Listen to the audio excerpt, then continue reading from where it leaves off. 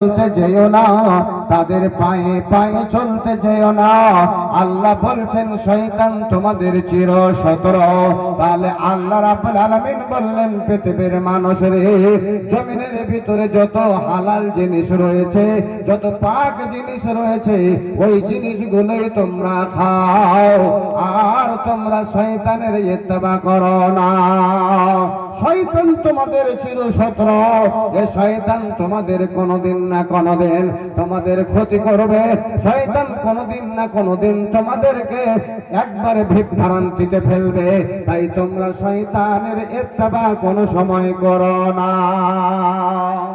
এবার চলেন হালাল জিনিসটাকে আল্লাহ রাব্বুল আলামিন খেতে বললেন। হালাল ব্যবস্থা আল্লাহ কতটা করেছে এই জিনিসটা একটা দেখার জিনিস আছে। ভাইজান, আপনাদের এলাকায়, আপনাদের গ্রামগঞ্জে জি কুরবানির সময় আপনারা কি কুরবানি করেন? ভাই একটু কথা বলতে হবে। কি কুরবানি করেন? গরু নাকি? গরু। যখন বিয়ের অনুষ্ঠান হয় তখন আপনারা কি কাটেন? গরু। যখন কোনো ভাই কোনো এমনি একটা কোনো অনুষ্ঠান করে তখন কি কাটে? গরু। এবার জালসার অনুষ্ঠান আজকে হয়েছে, এই জালসার অনুষ্ঠানে আজকে কি কেটেছেন? জি, গরু।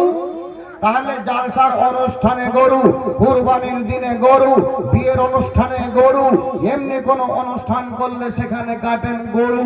তাহলে গরুর মাংসটাকে আল্লাহ কি করেছে? কি করেছে ভাই? গরুর মাংসটাকে আল্লাহ হালাল করেছে।